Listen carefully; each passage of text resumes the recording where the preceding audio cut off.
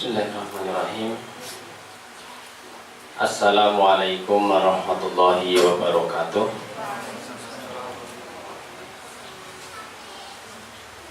Alhamdulillahilladzi hadana li hadza wa ma kunna linahtadiya laula an hadana Allah. Asyhadu an la ilaha illallah wahdahu la syarika lah wa asyhadu anna Muhammadan abduhu wa rasuluh. La nabiyya wa la rasula ba'dah.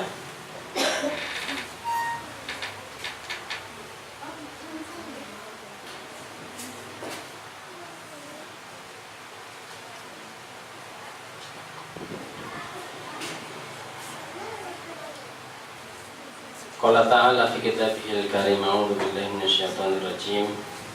Ya ayyuhalladzina amanu taqullaha haqqa tuqatih wa la tamutunna illa wa antum muslimun. Allahumma ati nufusana taqwaha wa zakkiha anta khairu man zakkaha anta waliyuha wa mulaha. Bapak-bapak, ibu-ibu, wali santri Kutab Al-Fatih Purwokerto yang saya hormati, alhamdulillah, mari sebelumnya untuk kita senantiasa bersyukur kepada Allah Subhanahu wa Ta'ala atas segala kenikmatan-kenikmatan yang Allah limpahkan pada kita. Tak lupa sholawat dan juga salam semoga tetap pada uswah hasanah kita Rasulullah Muhammad Sallallahu Alaihi Wasallam. Pada kesempatan pagi hari ini kita bisa bermajlis kembali dalam acara sekolah orang tua yang untuk wali santri Kutab Al-Fatih yang mestinya dilaksanakan pekan kemarin. Nah, pekan kemarin kami, saya dengan Ustaz Fajar itu ada acara Akademi Quran di Jakarta, dan itu jadwalnya rutin setiap pekan kedua. Dulu saya tahunya pekan ketiga, ternyata jadwal resminya adalah setiap pekan kedua. Jadi setiap pekan kedua selama kurang lebih setahun ini, tahun ini berarti mungkin saya dengan Ustaz Fajar itu ke Jakarta. Jadi untuk agenda sekolah orang tua yang tadinya di pekan kedua harus bergeser ya, di pekan pertama atau pekan ketiga. Ini bergeser ke pekan ketiga, berarti mungkin bisa seterusnya seperti itu. Ahlan. Bapak dan Ibu yang dirahmati Allah Subhanahu wa Ta'ala, beberapa pertemuan ke depan kita akan menggunakan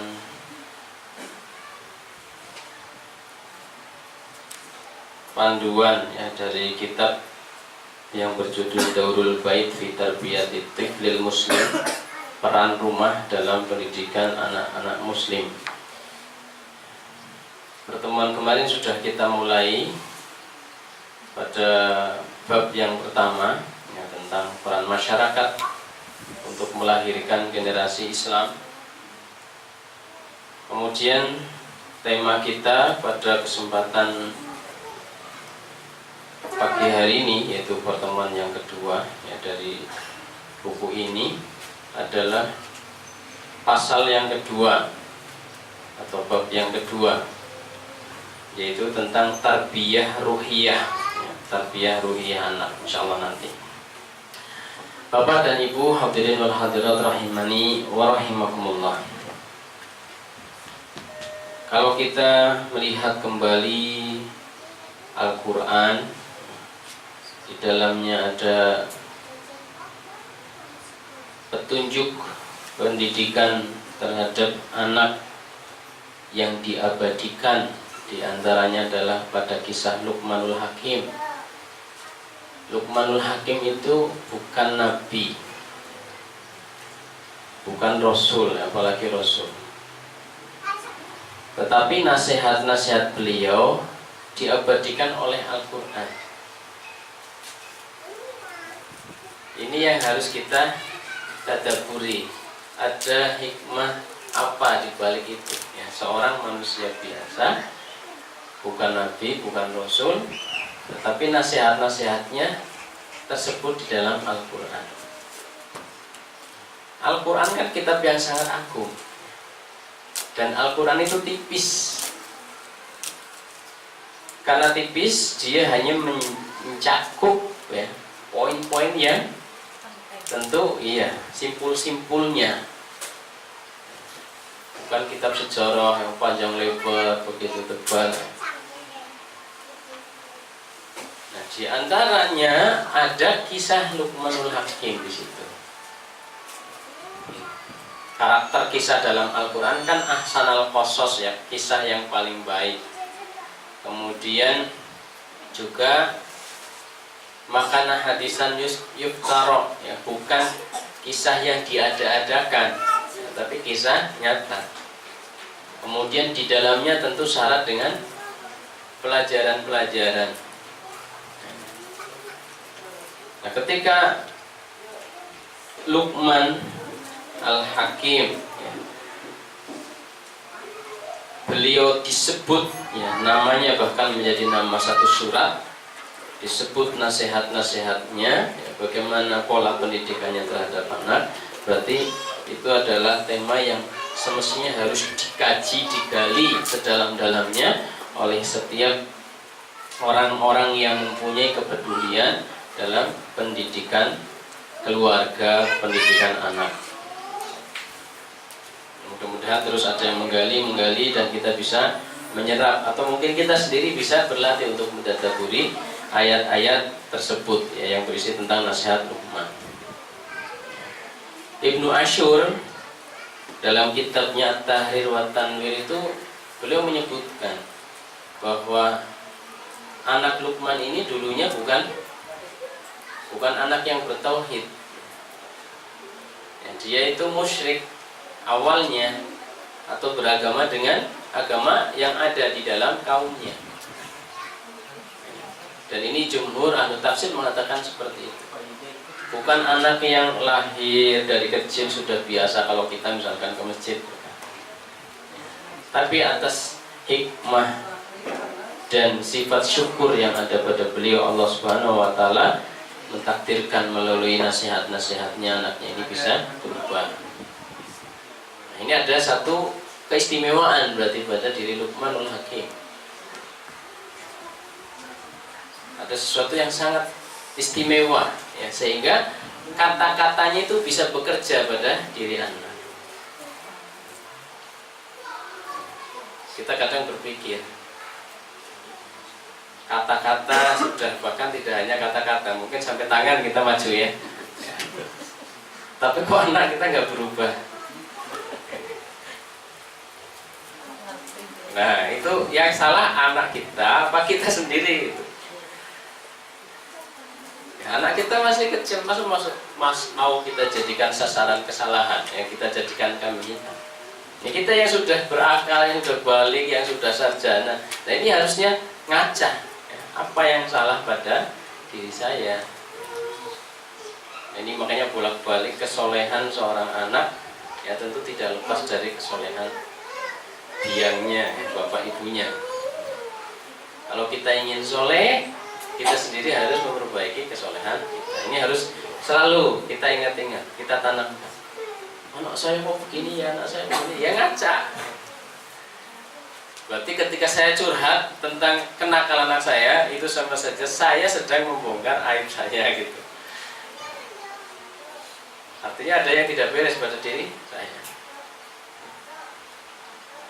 Nah, selama kita belum punya ilmu, belum punya pemahaman ya, atau belum bisa berkalimat, bertutur kata hikmah ya, penuh dengan kelembutan dan kebenaran bijaksana, maka salah satu cara praktis yang bisa kita lakukan adalah senantiasa berdoa pada Allah SWT.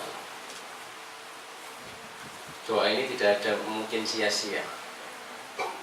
Selagi kita belum tahu caranya bagaimana, ya ilmunya bagaimana, jangan lupakan doa pada Allah. Kemudian terus berupaya untuk merubah kita, ya, diri kita sendiri, ayah ibu, yang menjadi orang yang terus semakin baik, semakin baik, semakin baik. Insya Allah nanti buahnya kelihatan.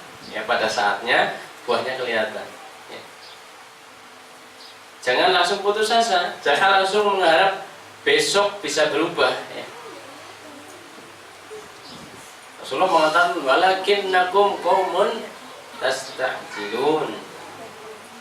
Memang begitu karakter kita, kebanyakan terburu-buru, tergesa-gesa. Nah, ingin segera melihat buahnya. Nah, ini yang diperingatkan oleh Rasulullah SAW pada para sahabat. Tidak dakwah, kayaknya masih gini ya. Udah tenang saja, yang penting lakukan nanti. Lihat janji-janji Allah sudah turun. Nah, ini kalau kita lihat Luqman ya, bagaimana kalimat-kalimat beliau itu bisa manjur ya, bisa bekerja ya, nasihat-nasihat beliau pada anaknya ya. Kita coba lihat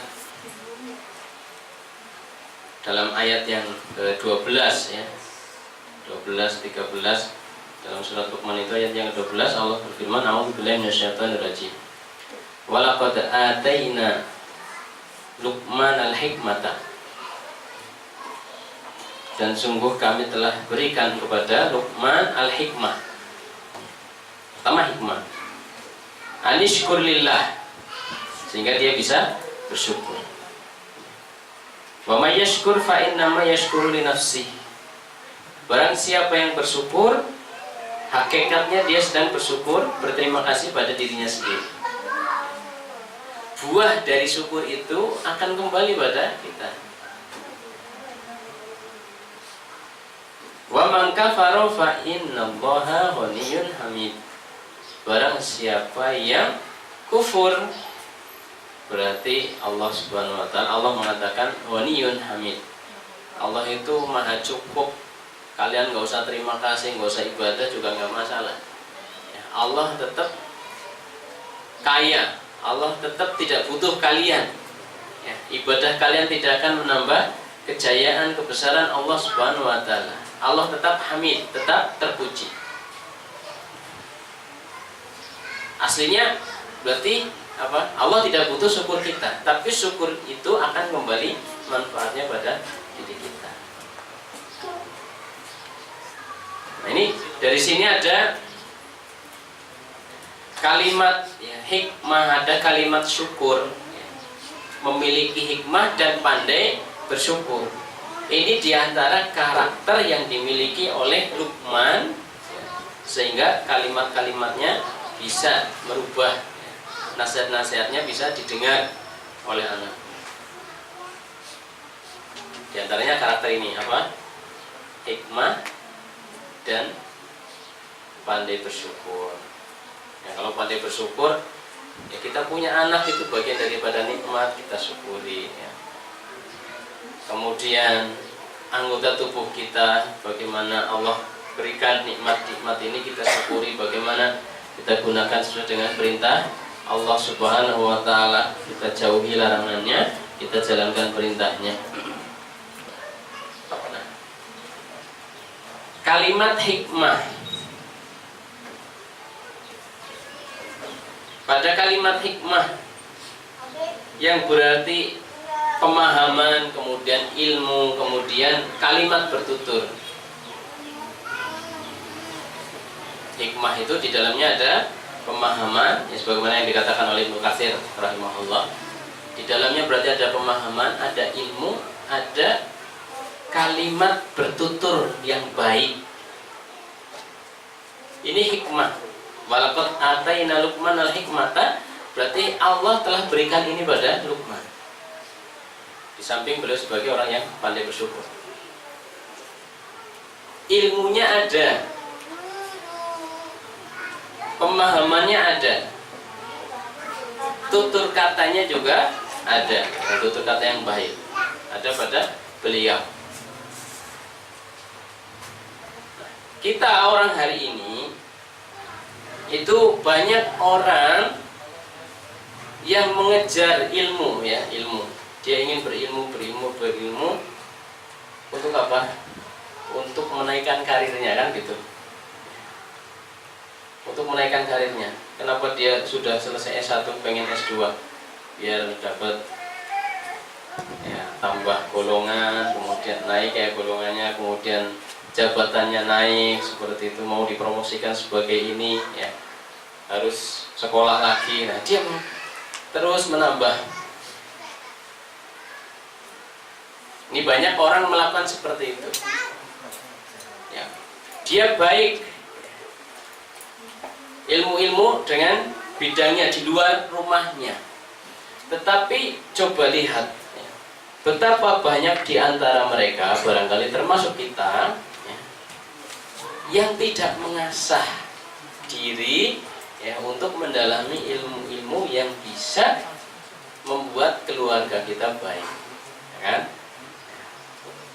Bagaimana kita mengasah diri untuk menambah ilmu agar rumah tangga kita harmonis ya, suami istri harmonis. Kemudian menambah ilmu bagaimana cara mendidik anak sehingga anak-anak kita menjadi anak-anak yang soleh-solehah. Jadi baik di luar kelihatan, di dalamnya rapuh. Ini introspeksi. Sentilan, mudah-mudahan kita sadar, oh iya saya mengasah diri untuk begini, tapi apa yang saya telah lakukan untuk memperbaiki keluarga saya, memperbaiki anak-anak saya. Ini ilmu dan juga pemahaman.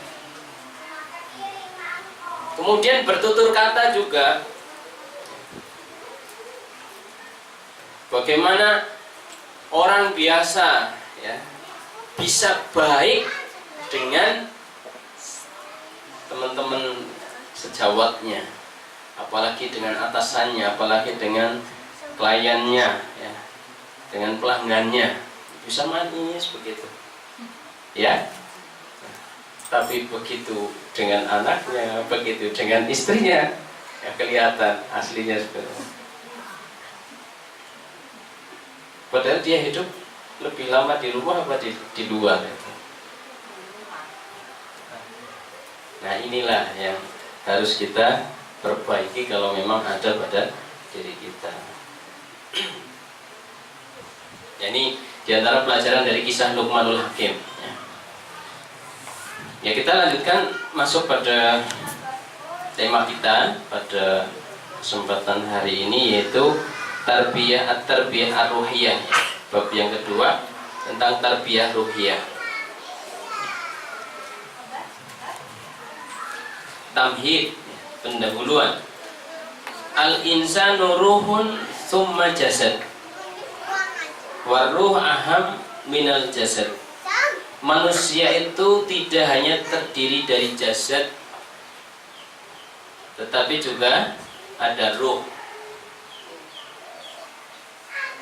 Waruhu ahammu minal jasad, dan ruh ini lebih penting daripada jasad. Wahia mahallul aqidati wal qiyami wa kulli ma yumayyisul insanu an ghairihi minal kainat. Rohani inilah yang menjadi tempat bercokolnya akidah, kemudian nilai-nilai yang ada pada diri manusia, sehingga dia bisa dibedakan dari makhluk-makhluk lain. Waqad mayyasahu Allahu azza wa jalla liyaj'alahu khalifatan fil ardh. Allah Subhanahu wa taala telah membedakan manusia dengan ada ruhani di dalamnya sebagai persiapan ya, sebagai modal, karena Allah Subhanahu wa taala menjadikan manusia ini sebagai khalifatul fil ardh. Ya, khalifah fil ardh, ini ja'ilun fil ardi khalifah. Waqad khasahu biha faqala azza wa jalla. Maka Allah Subhanahu wa taala khususkan manusia ini dengan rohani tadi. Ya, ketika kita baca surat Al-Hijr ya, ayat 29 ya, kita tahu bagaimana dengan itu kemudian kita menjadi manusia, makhluk yang dimuliakan. Bahkan makhluk sebelumnya pun suruh hormat kepada manusia.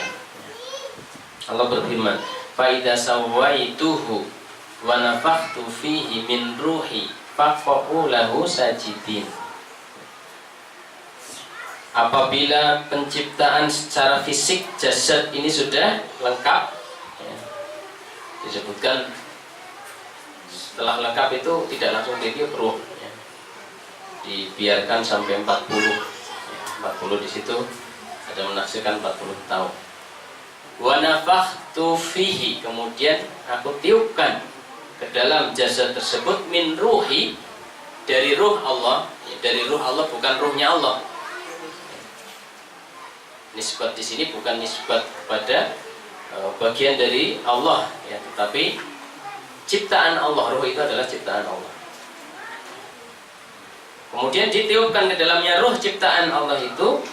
Kalau sudah seperti itu, sudah ada jasad, ada ruh, faqa'u lahu sajidin, maka tunduklah, hormatlah, ya, sujud, ya, hormatlah pada Adam. Ini malaikat, jin, ya, termasuk iblis, suruh sujud pada Adam alaihissalam. Ya, setelah Adam sempurna ada jasad dan ruh. Ketika baru jasad, tidak. Ini yang membuat manusia lebih. Ini diantara sisi penting rohani, sehingga perhatian kita kepada rohani harus besar meskipun abstrak, tidak tampak.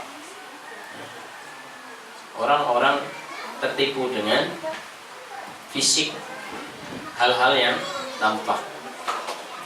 Kebutuhan fisiknya selalu diperhatikan, diupayakan untuk dipenuhi. Ya, kalau kurang cantik, ya, tambal-tambal biar cantik, ya. Kalau kurang sehat dicarikan segera obat. Kalau lapar cepet-cepet cari makanan, haus cepet-cepet cari minum. Tapi dengan rohani yang menjerit, rohani yang kekeringan, barangkali tidak terasa. Nah, ini padahal satu yang sangat penting. Ini mukotimahnya, ya, tamhid. Dalam hadis juga disebutkan inna ahadakum yujma'u khalquhu fi batni ummi 40 yawman nutfatan thumma yakunu 'alaqatan mithlu dzalika thumma yursalu ilaihi al-malaku fayunfakhu fihi ar-ruh. Ya, intinya penciptaan manusia dari nutfah, kemudian jadi tulang, kemudian dibungkus, ya, setelah 3 bulan keempat, berarti berapa? 120 hari, ya. Kemudian Allah tiupkan ruh ke dalam jasad tersebut, ya, Allah mengutus malaikat untuk meniupkan ruh ke dalam jasad tersebut. Wa taqatur ruhiyyah fil insan hiya akbaru taqah. Maka kekuatan rohani, ya, di dalam tubuh manusia ini adalah kekuatan yang paling kuat, kekuatan yang tidak bisa terbatasi. Kalau fisik masih terbatasi, ngangkat beban, ya saya mungkin masih bisa kalau ngangkat 60 kilo, ya. 100 kilo udah nggak kuat. Melompat mungkin 1 meter, 1,5 meter masih bisa, 2 meter sudah nggak bisa. Ini kemampuan jasad sangat terbatasi. Rohani, ya, hampir-hampir tidak terbatasi. Akbaru tokoh wa a'dhamuha, dan kekuatan yang paling besar, wa asadduha ittisalan bihaqaiqil wujud, ya, wa taqatul jism mahdudah bima tudrikuhul hawas. Adapun kemampuan jasad ini tentu dibatasi oleh apa-apa yang masih bisa dilakukan oleh anggota tubuhnya. Amma taqatur ruh fala tu'raful hudud wal quyud wa hiya wahduha tamlikul ittisal billahi azza wa jalla. Kenapa kekuatan rohani ini seolah tidak ada batas? Karena dia terhubung langsung dengan Allah subhanahu wa ta'ala. Maka dengan ruh ini manusia menjadi manusia sejati, manusia menjadi manusia aslinya. La bil jasad wala bil akal. Padahal kita ada jasad, ada akal, ya, ada jasad, ada akal, ada ruh.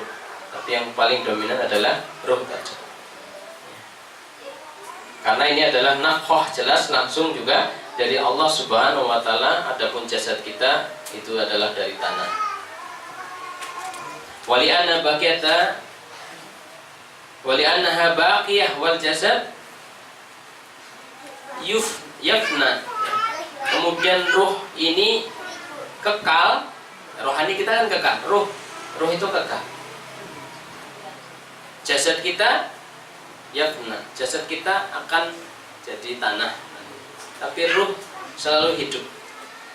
Jasad kita nanti berganti, ruhnya yaitu ruh tetap selalu hidup, kekal.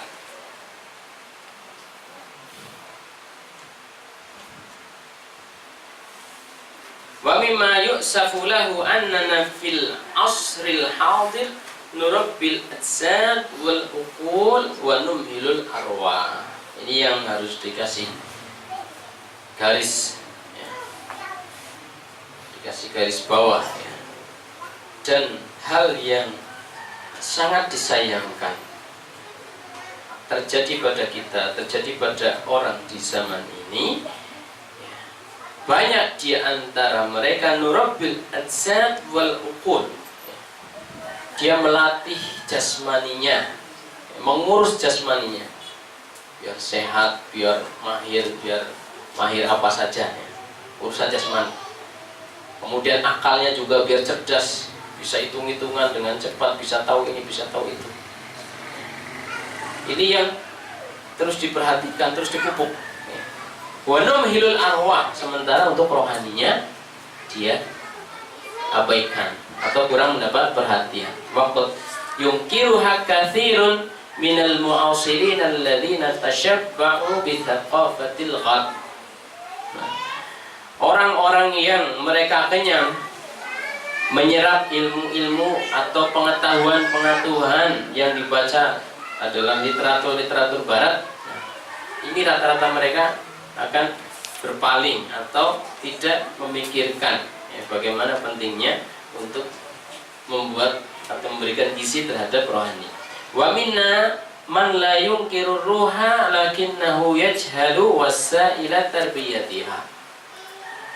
Kemudian kalaulah ada di antara kita yang sudah sadar ya, pentingnya pendidikan terhadap rohani, namun kemudian ada titik lemah, bagaimana caranya? Seperti apa kita mendidik, menggemukkan rohani kita atau anak-anak kita. Di anna muassasatun at-tarbawiyyah nashun mukarraratun li muassasatil gharb. Kenapa demikian? Karena lembaga-lembaga pendidikan kita itu adalah cuplikan dari lembaga-lembaga pendidikan ala barat. Ala barat menyampingkan ruh, kita pun atau kalaulah ada sisi ruh, agamanya beda. Nah ini karena kita banyak berkiblat terhadap barat ya, tidak menggali atau miskin ya, untuk menggali dari sumber kita yang sangat luhur itu Al-Quran ya, Al-Hadits, sejarah ya, alladzi yunkiru ar-ruh ya. Wa natijatun li ihmalir ruhi nasya'at ajyalun ta'kulu wa tal'abu wa ta'malu min ajlil mal wa la syai'a ghairahu.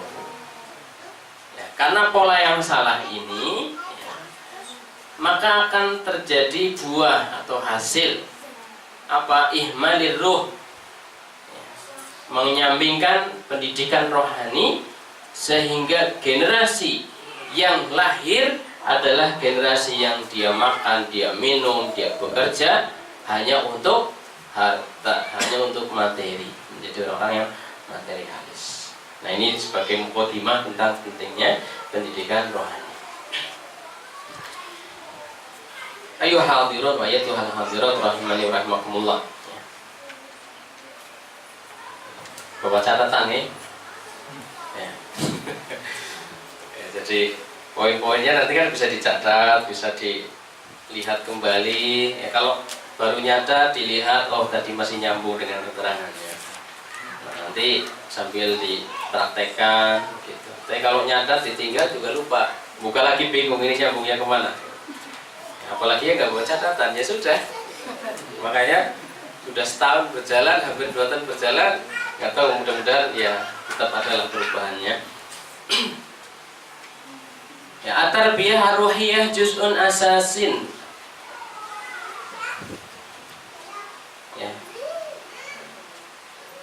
juz'un asasun min tarbiyatil islamiyah. Tarbiyah ruhiyah ini merupakan bagian yang prinsipil, ya, sangat fundamental, ya, merupakan fondasi daripada tarbiyah Islamiyah. Jadi kalau kita bilang tarbiyah Islamiyah, maka fondasinya adalah tarbiyah ruhiyah ini. Dan nanti ada tarbiyah akliyah, tarbiyah jasadiyah, ada istimaiyah juga ada. Ya, tapi fondasinya adalah di ruhiyah ini. Wa tarbiyatul islamiyah tarbiyatun syamilatun mutawazina. Pendidikan Islam ini adalah pendidikan yang komprehensif dan berimbang, mencakup berbagai lini dan seimbang, ada keseimbangan. Tashmalu jawanibal insan kulliha ar-ruh wal aql wal jasad. Di tarbiyah ruhiyah ada, tarbiyah akliyah ada, jasadiyah juga ada. Wa tawazana bainaha fa tu'ti li kulli haqqihi minat tanmiyah. Berimbang di dalam hak-hak tadi, ya, setiap bagian mendapat haknya sesuai dengan porsinya. Wa hadat tawazun hiya simatul insan as-shalih. Nah, ketika terjadi keseimbangan antara akal, kemudian roh, kemudian jasad, ini merupakan ciri dari orang soleh. Orang soleh adalah orang yang berimbang. Jadi, orang yang dilahirkan oleh pendidikan yang tepat, yang mudah-mudahan alladzi yafi bisyurutil khilafah fil ard. Nah, ketika keseimbangan ini ada, dibentuk dan jadi, maka dialah orang-orang yang bisa memenuhi syarat untuk menjadi khalifah di muka bumi ini. Wa ya'ni al-Islam inayatun khasatun birruh. Wa hiya nuqtah al-asas lil insan. Makanya Islam ini sangat memperhatikan rohani, ya. Sangat memperhatikan tarbiyah ruhiyah ini. Di anna hasilatul insan billahi azza wa jalla, karena dia adalah hubungan langsung antara manusia dengan Allah Subhanahu wa taala. Wa tariqatul Islam fi tarbiyatir ruh hiya an ya'qida silatan daimatan bainaha wa bainallahi. Kekuatan itu adalah ketika kita selalu terhubung dengan Allah Subhanahu wa taala, tersambung dengan Allah Subhanahu wa taala. Ustaz Fauzil Azim itu beliau mengatakan tentang pendidikan yang kita lakukan hari ini bisa kita lihat buahnya 30 tahun yang akan datang. Generasi yang muncul nanti 30 tahun yang akan datang itu adalah hasil daripada pendidikan kita hari ini. Kalau kita hari ini ya lakukan sentuhan-sentuhan, mengkaitkan anak ini selalu dengan Allah Subhanahu wa taala, maka akan lahir generasi-generasi yang selalu berhubung atau terhubung dengan Allah Subhanahu wa taala. Ini tarbiyah ruhiyah.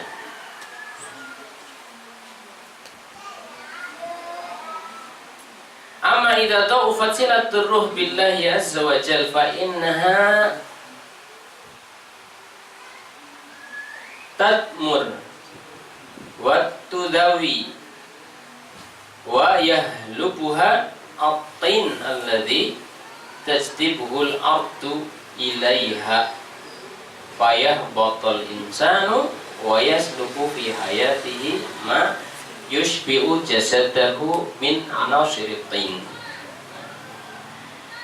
Adapun ketika rohaninya lemah, hubungannya dengan Allah lemah, maka dia akan dikalahkan oleh unsur-unsur tanah, artinya duniawi. Dia akan tertarik, ya, gampang dengan mudah bumi menariknya, ya, dunia menariknya, sehingga dia akan roboh, dia akan jatuh sebagai manusia yang hidupnya hanya ngurus kenyang jasadnya saja, perutnya saja, ya, dari unsur-unsur tanah itu. Nah, ini tarbiyah ruhiyah merupakan pondasi daripada tarbiyah Islam. Ya, pertama tadi pembukaan, ya. tentang pentingnya tarbiyah ruhiyah. Yang pertama lagi tadi saya menyebutkan tentang pentingnya kita yang sudah sadar bahwa kita harus berilmu, ya, kemudian kita harus melakukan pendidikan. Maka disinilah kita mulai untuk menggali ilmu-ilmunya. Kemudian ternyata yang paling penting di antara tarbiyah ini dan harus menjadi fondasi adalah tarbiyah ruhiyah. Bagaimana tarbiyah ruhiyah kita lakukan? Nah, poin pertama tadi bahwa tarbiyah Islamiyah itu asasnya, fondasinya adalah pada tarbiyah ruhiyah. Kemudian yang kedua, at-tarbiyah ar-ruhiyah qabla al-wiladah, ya. Tahapan-tahapan bagaimana kita membentuk anak kita, ya, dengan melakukan tarbiyah ruhiyah. Yang pertama adalah marhalah atau fase sebelum kelahiran anak, ya, sebelum lahirnya anak. Kalau kita bicara ini agak terlambat sedikit, karena di antara kita ada yang sudah tidak punya anak, ya, sudah menopause, ya. Kemudian di antara kita sudah tidak ada yang mau lagi untuk poligami, ya. Jadi semuanya sudah nikah, nggak mau poligami. Padahal di sini tuntutannya cari calon ibu yang soleh. Nah, sudah dapat semua. Tinggal kita mensolihkan yang sudah ada, ya, mudah-mudahan. Imamnya kita. Jadi perempuan itu insya Allah gampang sekali, ya. Gampang sekali ngikut suami. Kalau suaminya rajin tahajud, insya Allah istrinya rajin tahajud. Kalau istrinya rajin tahajud, suaminya tidak, istrinya juga jadi males. Jadi males tahajud.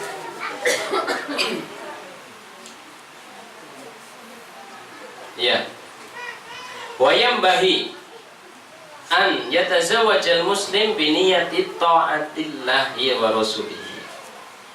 Ini sekiranya kita masih remaja, ini bayangkan kita masih remaja, ya, kemudian kita punya cita-cita untuk menikah nanti, maka ketika menikah dasari pernikahan itu niat ta'atullahi wa rasulihi, dalam rangka menjalankan ketaatan terhadap Allah dan Rasulnya.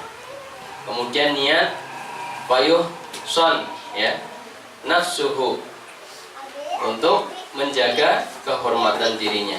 Kemudian tidak kalah penting lagi wayut atau wayat lubul walada, ya, dalam rangka apa? Mencari keturunan, ya. Ini sudah sering saya singgung-singgung lagi, awal-awal juga sudah saya singgung, ya, tentang ini, tentang memilih calon yang baik, ya.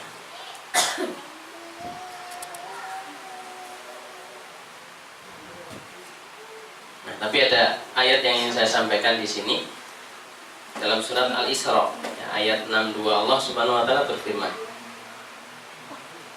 qala ara'aituka hadzal ladzi karramta alayya la in akhartani ila yaumil qiyamati la ahtanikanna dzurriyyatahu illa qalila. Ini perkataan siapa? Ini perkataan iblis. Laknatullah, aduuna. Iblis musuh kita, iblis musuh Allah, iblis laknatullah. Dia berkata, qala ara'aituka hadzal ladzi karramta alayya.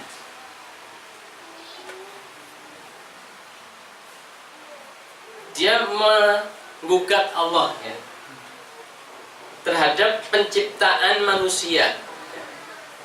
Kenapa digugat? Karramta alayya.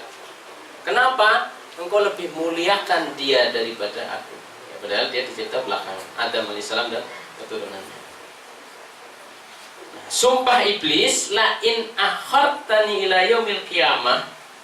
Iblis memang meminta tangguh, ya, agar diberi tangguh. Andirni, ya, minta diberi tangguh seperti itu. Kemudian sekiranya engkau beri tangguh padaku, la in akhartani ila yaumil qiyamah, dan Allah beri tangguh kepadanya sebagai fitnah bagi anak manusia ini, la ahtanikanna dzurriyyatahu illa qalila. Aku akan cengkram, aku akan cekek, aku akan goda, tidak aku lepaskan keturunan-keturunannya Adam alaihissalam, yaitu kita bangsa manusia, illa qalila, kecuali sedikit yang tidak. Karena apa? Tidak mampu. Orang-orang yang ikhlas itu iblis tidak akan mampu untuk memperdayakannya, dan itu sangat sedikit. Orang-orang yang bersyukur juga sangat sedikit. Wa qalilun min ibadiy syakur, sangat sedikit. Ini sumpah iblis untuk menggelincirkan anak manusia. Ya maksudnya apa? Dengan tarbiyah ruhiyah yang kita lakukan sejak awal, ya, dari mencari istri yang calon ibu ya, yang baik, yang sholihah, kemudian memberi nafkah yang halal, terutama ketika hamil ini. Ketika seorang istri sedang hamil, maka suami harus betul-betul hati-hati betul. Jangan sampai ada makanan syubhat, apalagi haram yang masuk ke dalam perutnya. Karena makanan ini sangat berpengaruh. Ya, kalau sudah seperti ini tidak ada toleransi sebenarnya. Ingat kasus kisahnya Abu Bakar ya. Secara hukum halal boleh sudah karena tidak tahu, tapi karena tahu dia ada makanan haram yang masuk, dia usahakan untuk keluar. Sampai mengatakan sekiranya keluarnya makanan ini harus dengan nyawaku, saya mati dengan mengeluarkan makanan ini akan aku lakukan. Kemudian Rasulullah SAW terhadap Hasan ya, ketika kecil makan kurma zakat. Keluarga Rasulullah itu tidak boleh makan zakat. Semua keturunan Rasulullah ya, termasuk Bani Abbas ya, tidak boleh. Nah kalau ada Habib-Habib ngumpulin zakat dimakan sendiri ya jelas menyalahi, katanya turunan Rasulullah ya, ngambil zakat, jelas nggak boleh. Rasulullah begitu tegas ya, meskipun dia seorang anak kecil langsung diambil. Rasulullah memasukkan tangannya ke mulut Hasan ini untuk mengeluarkan makanan tersebut karena haram, nggak boleh. Nah ini sesuatu yang harus betul-betul diperhatikan sebelum anak ini lahir ya, sehingga ketika lahir insya Allah nanti akan diminimalisir, mempunyai hisn, mempunyai junnah, benteng ya, dari godaan setan ya. Setan tidak akan gampang untuk menggodanya. Ini kalau masih ada yang yang hamil atau mau hamil ya, siapkan betul ini fase-fase ini. Artinya begini, kita mendidik anak dari 0 sampai balik dewasa itu 15 tahun masa anak-anak. Ini betul-betul harus pengawalan dan kerja keras ya, untuk menjadi anak yang berpikir matang nanti lahir sebagai orang yang soleh. Ini masa cukup panjang jika dibandingkan dengan 9 bulan dalam kandungan, ya kan? Nggak sampai 1 tahun. Tetapi masa 9 bulan dalam kandungan ini sangat menentukan. Maksud saya adalah, apa kita mau repot dengan 15 tahun atau bahkan nanti seterusnya, atau kita mau repot dengan 9 bulan. Artinya ketika 9 bulan ini betul-betul kita jaga, insya Allah lahir anak itu mudah untuk kita didik, insya Allah. Bagaimana? Ya tadi ya, kak mau hubungan baca doa dulu ya. Adab-adab Islam dilaksanakan. Kemudian ketika kemudian terjadi pembuahan ya, memang jadi banyak-banyak berdoa. Kemudian menghindarkan dari makanan-makanan yang syubhat tadi. Kemudian mempersoleh diri lebih dari keadaan biasanya. Baik ayah maupun ibu, rajin sedekah, rajin sholat, ya, rajin zikir, rajin tilawatil Quran. Ayahnya mungkin rajin puasa ya, kalau yang lagi hamil mungkin susah ya, ayahnya ya, rajin puasa. Dimaksimalkan betul ya masa kehamilan anak ini. didekatkan betul kita dengan Allah ya. Lakukan usaha semaksimal mungkin untuk dekat pada Allah Subhanahu wa taala. 9 bulan. Ya mudah-mudahan setelah itu menjadi kebiasaan seterusnya gitu. Termasuk yang sering saya katakan juga, dibacakan Al-Quran ya, pada janin meskipun dia ada di dalam perut itu, ajak komunikasi ya, bahwa dia untuk mendengarkan ayat-ayat Allah Subhanahu wa taala secara rutin, kontinu, berkala, waktunya jelas. Misalkan sehari 3 kali, pagi, siang, sore, ya, habis subuh, habis duhur, habis maghrib misalkan, dilakukan secara rutin. Kemudian di hari-hari biasanya banyak diputar murotal misalkan di rumahnya, pengajian-pengajian, zikir-zikir ya, bukan musik, bukan TV. Nah, ini yang berat itu ya. 9 bulan, insya Allah ya. Setelah itu lahir, kemudian kita lakukan sunnah-sunnah berkait dengan kelahiran. Ada akikoh, memberi nama, mencukur rambut ya.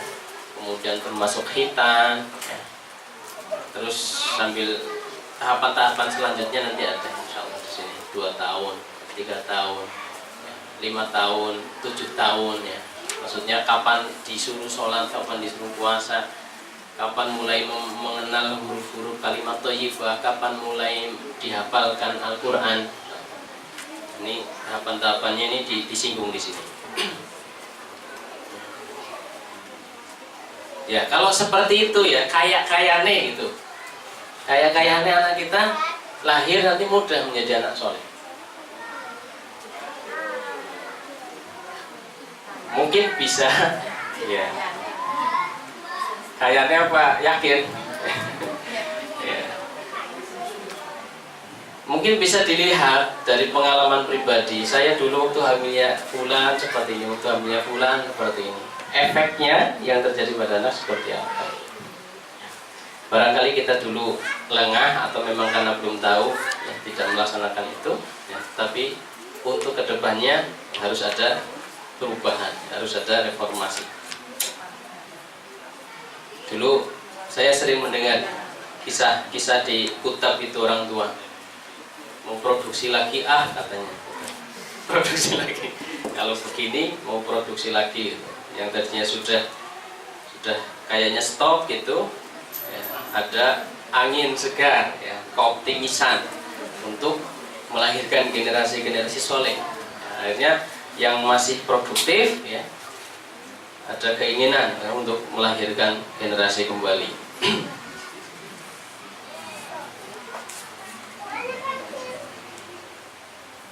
Itu sekilas tentang tarbiyah ruhiyah qoblal wiladah ya, sebelum lahir. Tarbiyah ruhiyah fil mahad ya. Kemudian bagaimana kita melakukan tarbiyah ruhiyah ketika anak ini sudah lahir. Tadi sebelum lahir, setelah lahir, marhalatul mahdi minal wiladati wa hatta fi tamir radhi ba'da sanatain.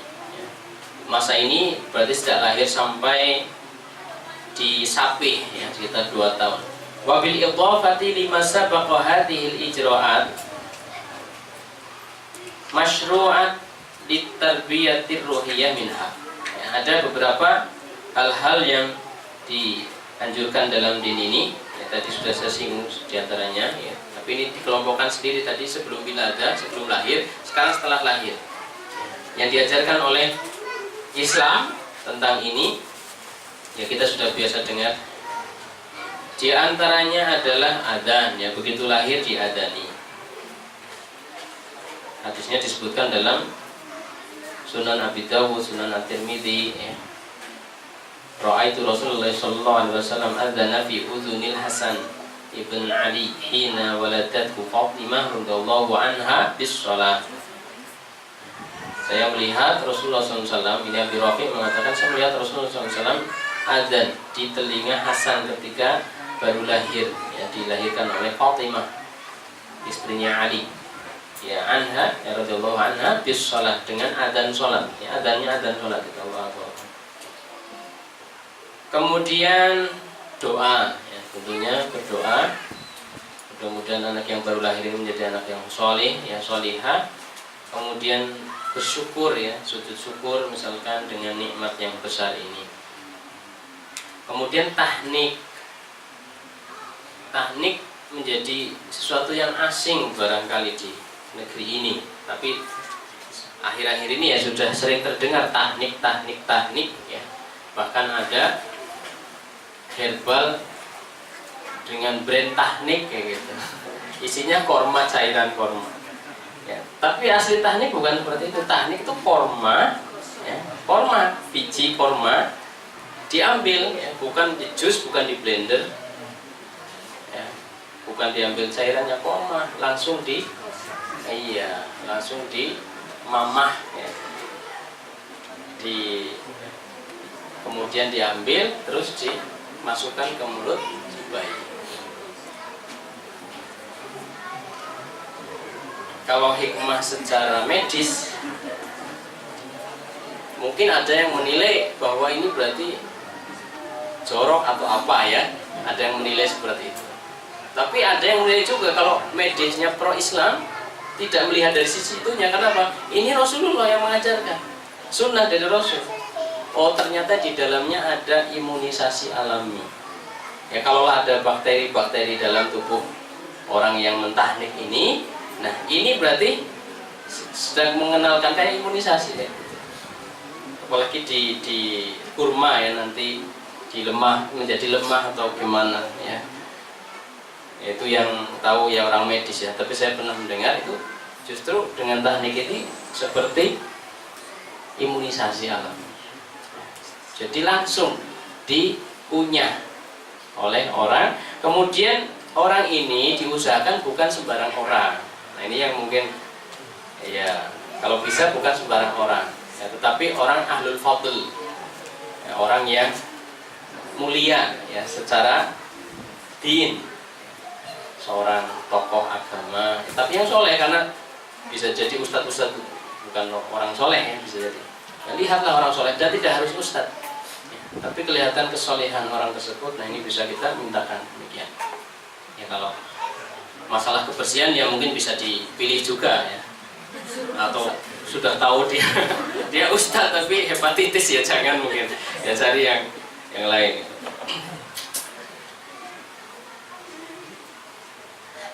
Nah ini tentang teknik. Kita kadang karena sistem atau model ya, anak begitu lahir ya lahirnya di rumah sakit, kadang langsung dipisahkan dari orang tuanya. Kapan kita mentekniknya, yang masuk justru mungkin obat-obatan dulu gitu, kemudian susu formula dulu yang masuk ya, belum sempat mimi ke ibundanya ya. Kemudian belum diteknik, belum apa, sudah yang lain-lain sudah keduluan. Ya, mudah-mudahan kita dipermudah ya untuk melahirkan ya, sampai termasuk sistemnya juga bisa kita kondisikan sesuai dengan syar'i.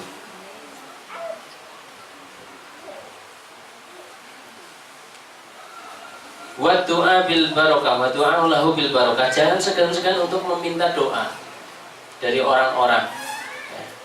Doa untuk keberkahan anak kita ya, ada orang tolong doakan anak saya, jangan segan-segan. Wa yaqdulu ayyakuma bidzalika wa yufaddalu ayyakuma bidzalika min man yadhuru alaihi shalah wal fadl ya. Jadi disarankan untuk meminta doa ataupun teknik tadi dari orang-orang yang mempunyai kemuliaan ya, kesolihan. Selanjutnya halqur ra'si, memotong, mencukur rambutnya, gundul ya, sunnahnya adalah gundul hari ke-7, bukan hari ke-40 ya. Ajaran Jawa kan hari 40 ya.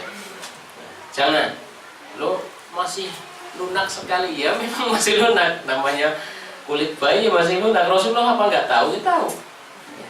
Tapi Rasulullah merintahkan hari ke-7, ya udah kita lakukan hari ke-7. Kalau kita lakukan meyakini itu perintah Rasul, pasti di dalamnya ada hikmah. Kita tahu atau belum kita tahu. Nah, itu tugasnya. Kalau mau cari-cari hikmah ya, kalau dalam hal ini tugasnya orang-orang medis itu mencari hikmahnya apa sih ya, cukur, kok harus cukur, kemudian di hari ke-7 pula ya. Kemudian ditimbang ya rambut tadi, kemudian bersedekah dengan perak seukuran timbangan rambut tadi. Kemudian akikoh hari ke-7 kalau lapang, kemudian kalau tidak bisa diundur hari ke-14 atau hari ke-21.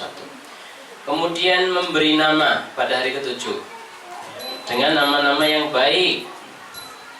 Jangan sekedar mengambil dari Al-Quran tapi tidak tahu maksudnya. Ya mungkin nggak ada yang kasih nama jahanam, nggak ada ya. Tapi kok ada yang kasih nama setan gitu? Itu kan terlalu ngasih nama Tuhan itu.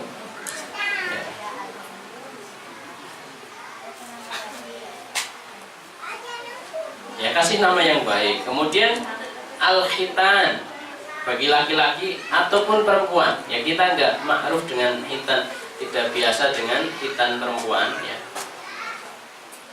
Hukumnya juga diperselisihkan. Ya. Ada mengatakan bukan sunnah. Itu cuma makromah saja, kemuliaan saja kalau perempuan dihitan. Yang jelas laki-laki itu dihitan.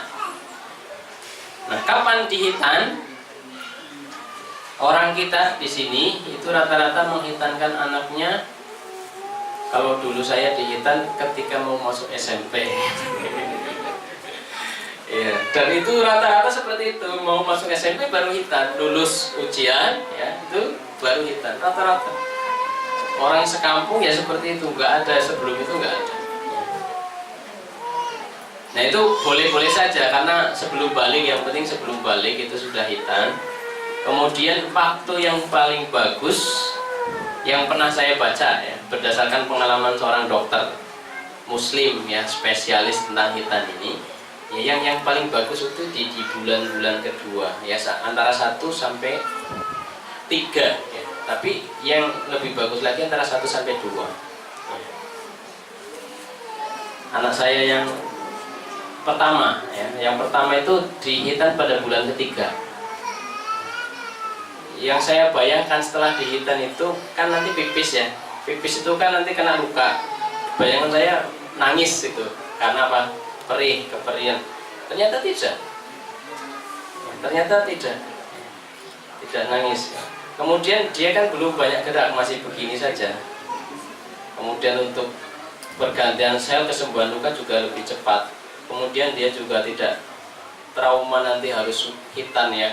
Kalau sudah gede kan sudah tahu, takut itu ya, nanti trauma harus hitan.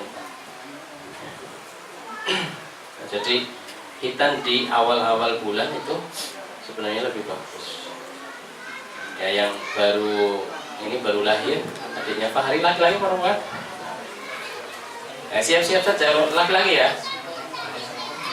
Iya, siap-siap saja di hitannya itu pada bulan ketiga misalkan atau bulan kedua.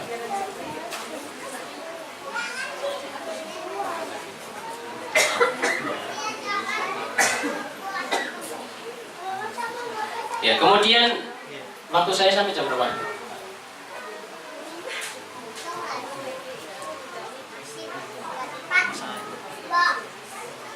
Ya, sampai jam 11 terus sudah dan jauh ya. Ini baru ya, masih ada waktu saya. Ya, kita lanjutkan. At-tarbiyah ruhiyah fit tufulah al-mubakkirah. Bagaimana penanaman tarbiyah ruhiyah ini pada masa setelah 2 tahun? Ya, indama yaratiflu tsalitsah walidayhi yusalliyan. Ketika anak yang masuk umur ketiga, ya tahun ketiga, dia melihat ayah ataupun bundanya sholat, ya. Aw yasma'uhuma yatluwanil Qur'an, atau mendengar dari ayah dan bundanya sedang membaca Al-Quran, ya. Fa inna ruhahu tataghadza bidzalika, maka itu secara tidak langsung dia sedang memberikan gizi terhadap rohani anak. Ruhnya anak ini sedang makan dari apa yang dia lihat, orang tuanya sholat, orang tuanya baca Quran, ya. Kama yajlisu ma'al usra ala ma'idatil iftar fi Ramadan wa yasma'u du'a wa yara farhatas siyam wa yash'uru biladzatihi. Ini. Kemudian ketika bulan Ramadan misalkan saatnya mau buka ya, berkumpul di meja makan, kelihatan bagaimana wajah-wajah yang berseri ya, senang. Karena apa? Mau tiba waktu untuk berbuka. Ya kan farhah ini. Bagian sesuatu yang dilihat sangat indah oleh anak, kebahagiaan, kegembiraan yang terpancar di wajah-wajah mereka yang hampir berbuka puasa. Nah, ini anak-anak ketika ikut di situ di dalamnya. Itu juga pemandangan yang bisa menanamkan nanti nilai-nilai rohani. Inilah ibadah. Mungkin dia tidak akan berpikir inilah ibadah atau apa, tapi itulah pemandangan-pemandangan baik yang bisa menyehatkan rohani, memberikan gizi pada rohaninya. Kemudian ketika sang ibu atau keluarga itu berdoa, Allahumma laka sumtu, ya, wabika amantu dan seterusnya, walaris aftortu, atau karena ini bahasa Arab mungkin salah satunya menerjemahkan biar bisa dipahami oleh anak-anak ini. Wabika amantu, kepadamu aku beriman. Kemudian wala rizkika aftortu, ya, kami bisa berbuka atas rizki darimu ya Allah. Penanaman penyuburan rohani anak. Kama tastahibuhu al-usrah ila amkan in amkan fil umrah awil hajj fayasurruhu libasul ihram wa ru'yatil ka'bah. Ya, kalau memungkinkan bisa saja ya, kalau orang-orang dekat sana mungkin ya dibawa ikut umroh ya. Kemudian dia dipakein baju ihram, itu kan seneng ya. Kalau kita di sini nggak punya modal dan juga jauh ya, tawaf-tawafan ya di Ka'bah, bikin-bikinan itu sama ihram-ihraman ya, itu juga sangat baik insya Allah untuk penanaman ruhiyah.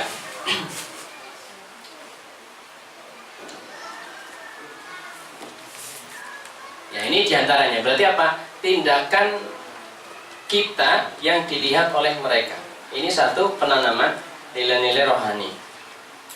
Kemudian yang berikutnya juga bisa dilaksanakan adalah kalau di sini disebutkan al-anasyid, ya, nasyid-nasyid. Anak-anak kita tidak bisa lepas dari lagu. Ya, memang nanti tidak boleh kemudian lagu itu mengalahkan Al-Quran. Nasyid-nasyid ya tidak boleh mengalahkan Al-Quran. Nah, tetapi jibilahnya orang itu suka dengan lagu-lagu, maka diadakan saja lagu-lagu tapi jelas ya, non musik ya, kemudian nasyid dalam bentuk-bentuk syair ya. Kalau di Arab itu ada contoh nasyid dengan bunyi seperti ini. Hadil azharu, nggak tahu nyanyinya bagaimana ya. Hadil azharul hamra man min aina satati halma, itu. Inilah bunga-bunga yang merah ya. Bunga-bunga yang merah, dari mana datang air? Enggak ada pasien, enggak ada apa. Jadi nanti mengaitkan dengan Allah Subhanahu wa taala. Itu dalam bentuk dinyanyikan. Man yaskiha wa yunamiha, siapa yang menyiraminya, siapa yang menumbuhkannya. Wa yuzayyinuha bil alwan, siapa juga yang membuatnya berwarna-warni. Hadza namlun ma'ashara, kemudian inilah naml, semut, begitu kecilnya, yamshi haunan ma'asbaro, dia berjalan dengan lambatnya, alangkah sabarnya dia yang menempuh perjalanan dengan jalan yang sangat lambat. Man alamau hadas sabro, siapa yang mengajari dia untuk sabar seperti ini.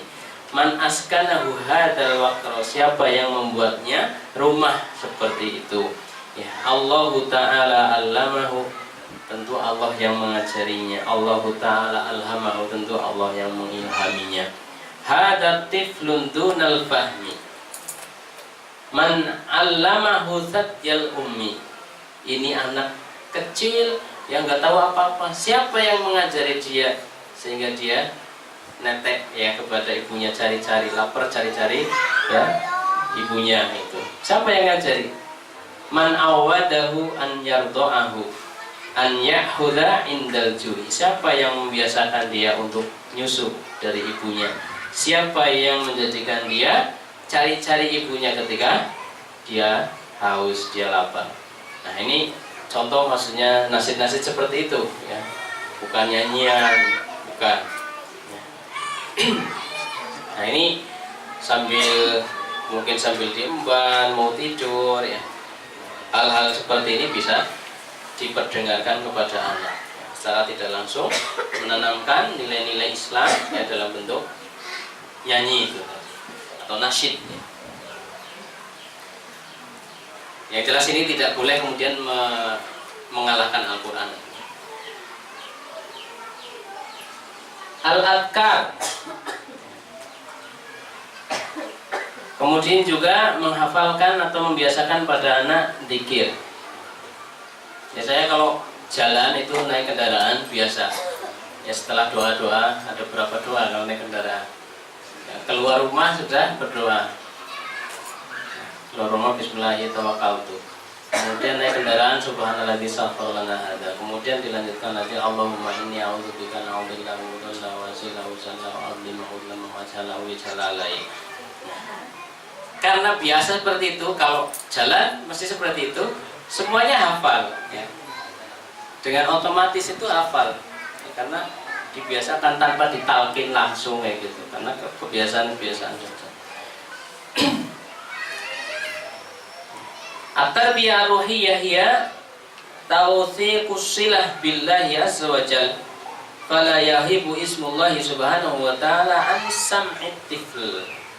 Karena tarbiyah ruhiyah ini intinya adalah membangun hubungan antara anak dengan Allah ya, agar senantiasa terjalin ya, tidak pernah putus antara dia dengan Allah.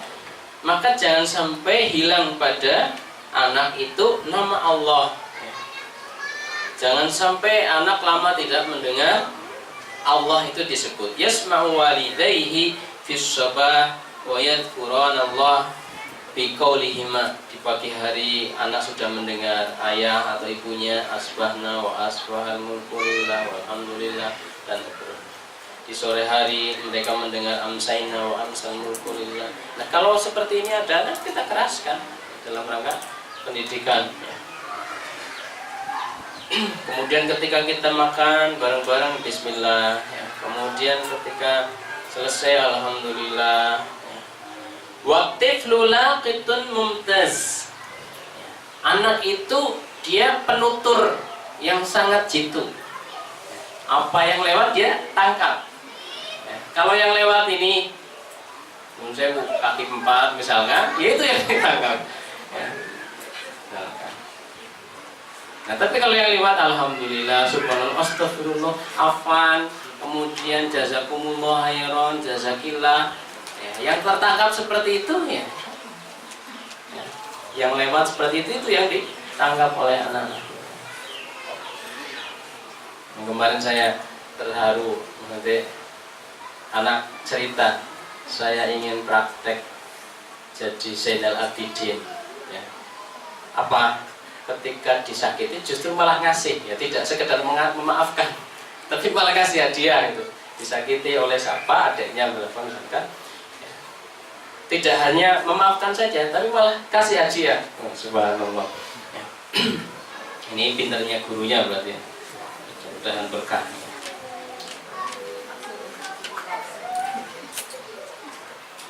ya. Saya lihat 2 tahun itu kalau konsep kutab itu kan 4 bulan pertama ya penggemburan, artinya sampai ada, jangan ditanya dulu lah kalau 4 bulan pertama, jangan dikomentari dulu itu kan ya. Awal-awal kita masukkan anak kita di sini kan seperti itu pesan dari sekolah, dari kutab ya.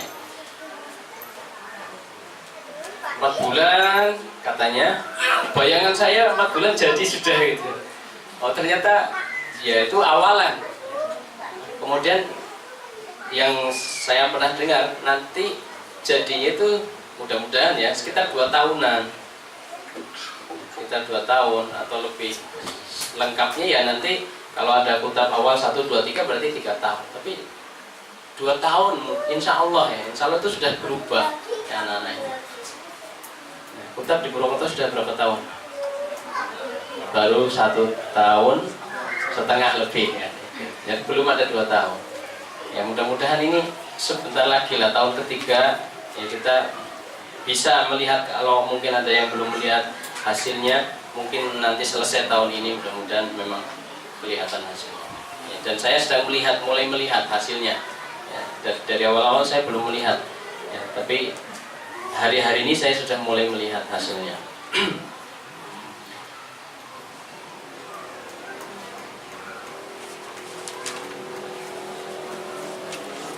Indah ta'am wa inna tihain minhu ya, dengan alhamdulillah. Wa tiflu laqitun mumtazun yahfadu ma yasma'u min walidayhi ya, anak sebagai penutur ya, yang sangat jitu ya, dia akan menyimpan apa yang dia dengar dari orang tuanya ya. Fayulaqqanu hadhil adkar, maka ditalkinkan zikir-zikir itu, dia diperdengarkan. Wa yukafa'u indama yuraddiduha ya. Ini sangat baik sekali kalau dia diminta juga untuk ikut mengulang-ulang, atau kita sendiri yang mengulang-ulang, sehingga meskipun dia tidak mengikuti terus masuk ya, pada saatnya nanti dia juga akan mengikuti. Wa awwalu ma yulaqqanu tiflu inda bidayatin nutqihi kalimah Allah ya. Nah, anak yang belum bisa berkata, nah ketika dia mulai bisa berkata, kalimat yang pertama yang kita talqin pada anak adalah kalimat Allah ya, Allah kan simpel, Allah ya. Kemudian nanti kalau sudah bisa merangkai kata, kita bisa buat kalimat la ilaha illallah ya. La ilaha illallah. Kemudian kalau lebih panjang lagi nanti ditambah Muhammadur Rasulullah. Nah, ini kalimat awal ya, yang harus menjadi tugas kita yang mentalkinkan pada anak-anak kita. Ya, tadi ada nasyid, kemudian ada zikir ya, zikir harian. Itunya juga panduannya sudah dibuat oleh Kutab ya. Tapi bisa juga diambil dari kitab-kitab zikir banyak. Kemudian tentang Al-Qur'anul Karim.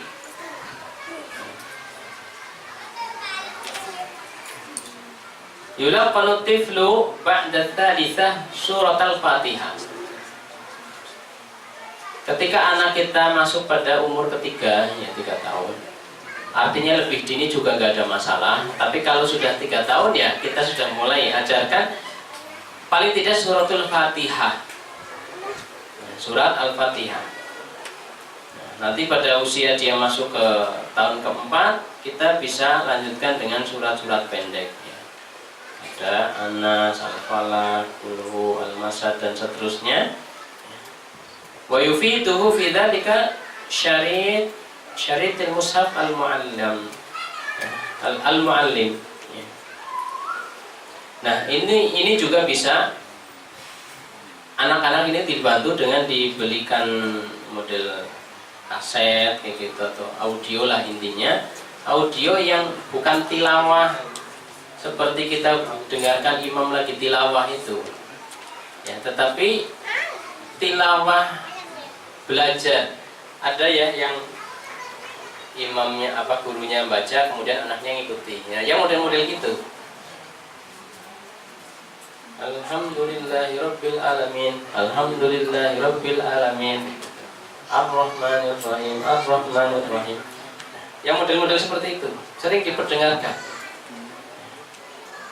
Ini anak-anak usia 3-4 tahun.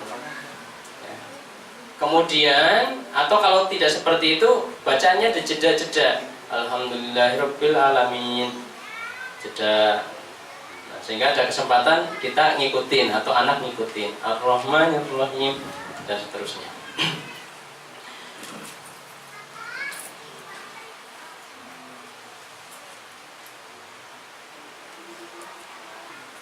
Ya. Wa fil khamisah yumkinu irsaluhu ila jama'atit tahfidz. Nah, pada umur kelima itu sudah bisa saatnya anak dikeluarkan dari rumah. Ini makanya konsep kutab itu kan usia 5 tahun ya, ada di sini sudah difasilitasi. Sebelum itu biar sama orang tuanya dulu. Usia kelima bisa dititipkan ke lembaga-lembaga. Ya. Sebenarnya di situ bisa saja sehari setengah jam atau 1 jam. Artinya kalau tidak harus ke kutab, mungkin di TPQ ada. Ya sangat bagus sekiranya TPQ itu mungkin bisa ya memfokuskan pada tahfidz. Beberapa anak sebaya umur 5 tahun misalkan ada 10 dijadikan satu majelis. Tidak perlu lama-lama setengah jam, tapi talqin semuanya sama serentak, jadi tidak makan banyak waktu. Ya kalau beda-beda kan harus mentalkin 1, 2, 3 gitu. Ustadznya yang lelah banget, mungkin 5 anak atau berapa jadi satu angkatan ya. Sehari cukup setengah jam ya. Dapat 2, 3 ayat tapi rutin gitu, luar biasa.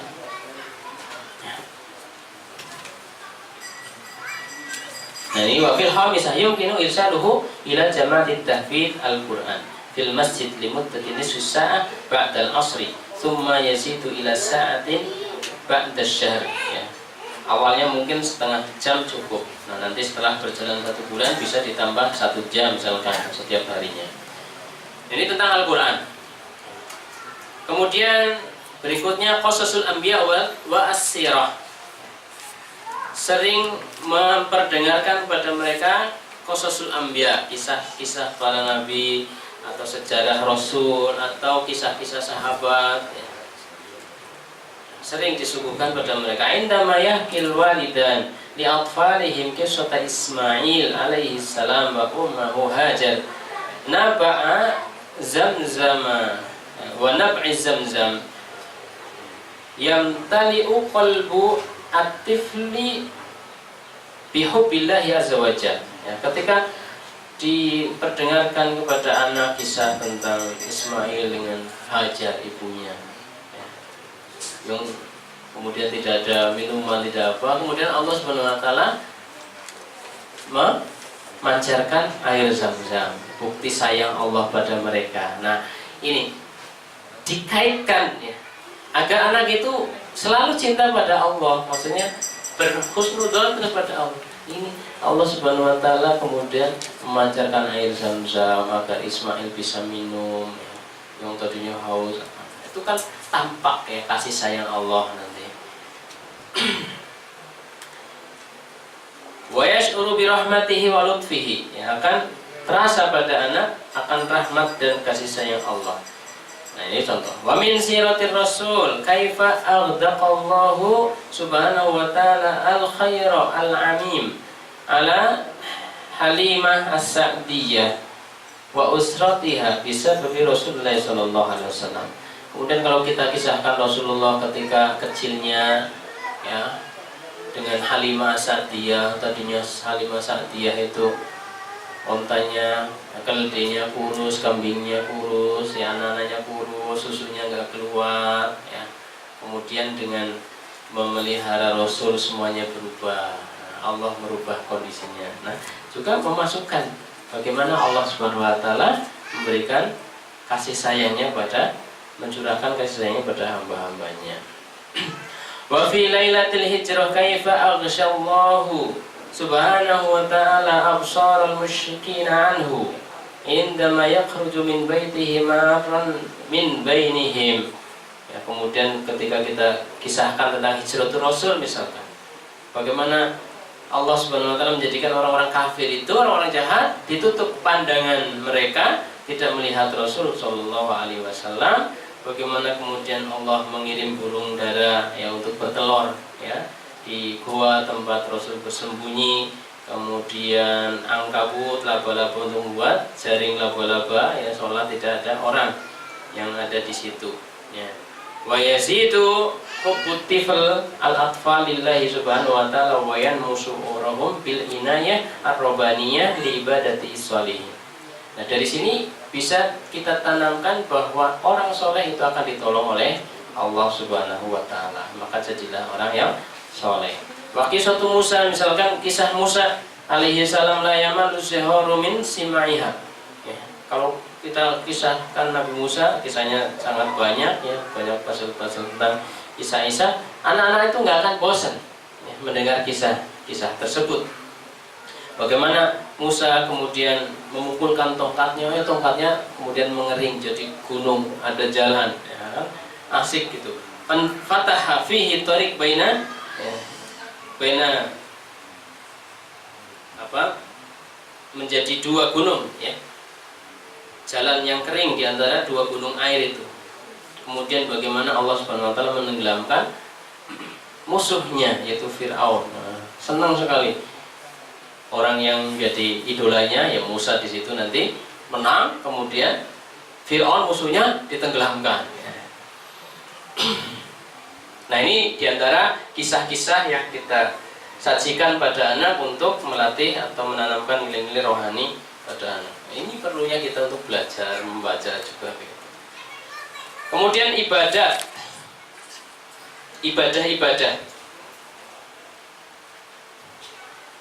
Min hikamil ibadah dawa musilah bainal abdi wa rabbih. Dari diantara hikmah ibadah adalah untuk menjalin keistiqomahan hubungan antara seorang hamba dengan Tuhannya. Fatan muruhahu wa taqwa wa tuqawi. Maka ibadah ini akan menyuburkan ruhnya dan menguatkannya. Wa tiflu yuhibbu an yuqallidal kibar. Anak ini suka untuk ngikut-ngikut yang besar, ibunya, kakaknya, ayahnya. Wa yadhunnu anna dzalika yaj'aluhu mithluhum kabiran. Ya, mereka jadi merasa orang besar ya, sudah gede kalau ikut-ikut seperti itu. Fatajituhu raghiban fil wudu was-shalah was-shaum. Maka dengan ini ya, ketika kita melakukan kemudian dia melihat, dia ngikuti, dia secara otomatis akan suka ya, ikut-ikutan wudu, ikut-ikutan sholat gitu kan ya, ikut-ikutan puasa barangkali. Lidzalika yanbahi ta'widuhu ala ibadat mundu sifat. Maka penting sekali kita membiasakan anak untuk melaksanakan ibadah-ibadah ini sejak kecil ya. Nu'awiduhu alal wudu. Kita membiasakan anak untuk wudu. Bil qudwah al hasanah. Langkahnya bagaimana? Awal-awal barangkali cukup mereka melihat. Jadi ada kesengajaan, ada upaya kita kalau wudu biar dilihat oleh anak. Ada upaya ya, agar ketika kita wudu dilihat oleh anak.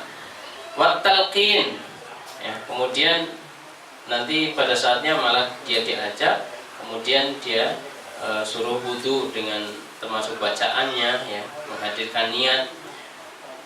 Fanudarribuhu ala furudil wudu mundur rabi'ah. Kapan ini mulai kita ajarkan? Sejak tahun keempat. Bisa dimulai dari tahun keempat, kita ajarkan anak-anak kita untuk berwudu. Wa yajibu muraqabatut tifl 'indal wudu liyata'awwadal uslub as-sahih. Kemudian kita lihat bagaimana anak-anak kita wudu ya, sehingga wudu anak kita tidak terlanjur salah. Artinya salah kemudian menjadi kebiasaan dia, dibiarkan. Wudu cuma tek-tek gitu kakinya cucut seperti sekali ya, kadang sudah diingetin sudah apa juga masih kayak gitu ya masih, tapi paling tidak kita sudah melakukan upaya-upaya jangan yang salah itu dibiarkan berjalan. As-shalah, kemudian sholat, wahia as-silah bainal abdi wa rabbih. Ini adalah hubungan atau jalinan hubungan yang sangat penting antara hamba dengan Tuhannya. Wa 'alal walidaini an yusalliya amamal atfal. Ini juga harus ada kesengajaan. Orang tua kalau sholat dia dilihat oleh anak-anaknya ya, sholat sunnah bapak-bapak di rumah biar anaknya lihat. Kemudian ibu-ibu memang sholatnya di rumah ya, biar terlihat oleh anak. Kalau malam ya sholat bisa dengan suara keras biar anak bisa mendengar.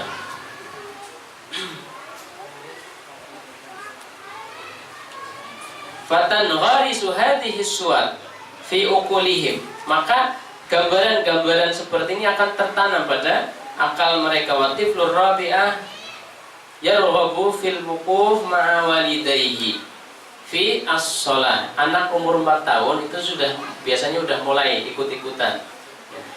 Tanpa diminta pun dia biasanya melu-melu gitu ya.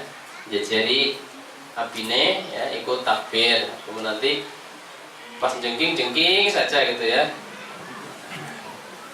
Wa tajituhu madfu'an ila dzalika bil fitrah. Nah, ini itu terjadi secara fitrah. Secara fitrahnya seperti itu. Lidzalika yarghabu at-tiflu fi shalah mundur rabi'ah wa naktafi minhu bil wuquf ma'al musallin. Ya. Maka sejak umur 4 tahun ini kita cintakan mereka terhadap sholat meskipun hanya sekedar jejeri ya, berdiri ya, di tengah-tengah orang yang sedang sholat. Mungkin belum ruku, belum mau sujud, belum apa ya. Summa nu'allimuhu al-Fatihah. Tapi ini kalau ini anjurannya bukan di masjid ya, di rumah misalnya. Kalau anjuran di masjid nanti sekitar umur 7 tahun. Ya kalau kurang dari itu nggak masalah, yang penting juga tidak mengganggu.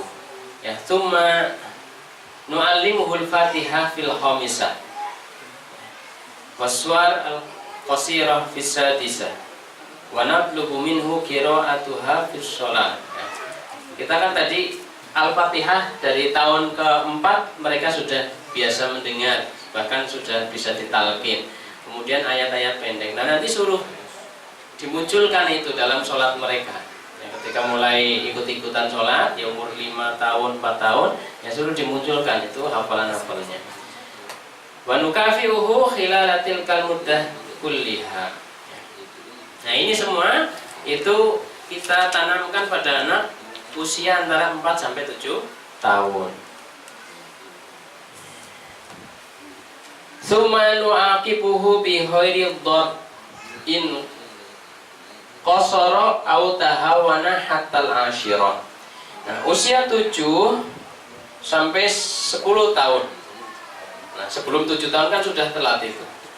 Wudu sudah dilatih, kemudian sholat sudah dilatih, termasuk nanti puasa. Itu antara usia 4 sampai 7 tahun. Nah, usia 7 tahun pengawasan kita lebih intensif. Mereka secara teori sudah terbiasa melihat, bahkan mungkin sudah bisa. Nah, kita mengawasi secara intensif. Tetapi kalaulah kemudian mereka tidak mau sholat, kita tidak boleh menghukumnya dengan pukulan. Usia-usia itu sampai sebelum 10 tahun tidak boleh menghukumnya dengan pukulan. Wa hakadha bil qudwah wat talqin wat tadrib wal mutaba'ah. Nah, ini dengan contoh ya, kita kasih contoh, kemudian kita nuntun, kemudian kita melatih, membiasakan dia, kemudian kita mengawasi ya. Al-mustamirah terus menerus seperti itu, tatarossah as-shalah inda tifl, maka sholat insyaallah akan masuk pada sanubari anak ya. Kemudian dia akan menjadi penghubung yang sangat kuat antara dirinya dengan Allah Subhanahu wa taala ya. Dan inilah standar ya, bisa dikatakan kesuksesan tarbiyah ruhiyah. Nah, tentang puasa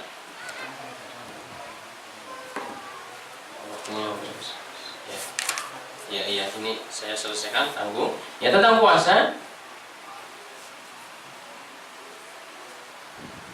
Allah Subhanahu wa taala berfirman, kullu amal ibni adam lahu illa shaum fa innahu li wa ana asi bihi.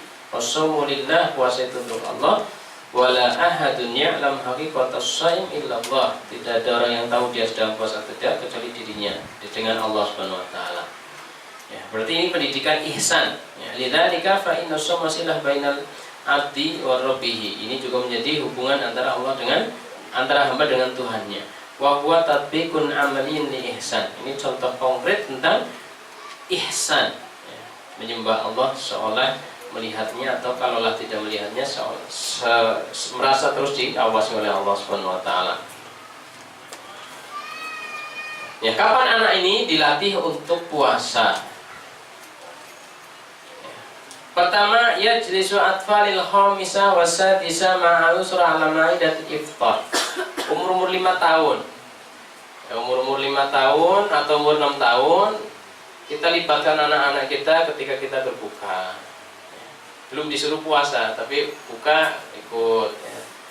Fayusyarikuna fi ihda al-farhatain. Kama yajlisuna ma'al usra ala ma'idati sahur. Kemudian juga waktu sahur, kalau bisa mereka dibangunkan, ya, ikut sahur. Belum puasa nggak apa-apa, tapi ikut sahur, ikut buka. Ya, li'anna fi sahur barokah. Kemudian setelah itu, ya, awalan-awalan itu dilakukan, yumsiku atfal al-khamisa wa sadisa hatta dhuhar. Ya, usia anak 5 tahun juga itu, atau usia 6 tahun, itu dia bisa dilatih untuk puasa sampai zuhur. Jadi ikut sahur, sudah suruh dari sahur sampai zuhur jangan makan. Nah, nanti pas zuhur bolehlah dia makan, tapi jauhkan dari kakak-kakaknya. Ya, kakak-kakaknya yang udah lebih gede, ya sudah kuat untuk puasa. Nah, ini jangan lihat kalau dia buka, ya, siang hari itu buka, setelah buka suruh puasa lagi, suruh nahan makan lagi sampai nanti ketemu, ya, sampai nanti ketemu iftar. Ya, jangan kemudian sudah buka, ya sudah berarti buka, ya, tetap dilatih sampai iftar nanti. Ini sejak mulai usia 5 sampai 6 tahun, ya, 5 atau 6 tahun. Kama yajlisuna ma'al usrah.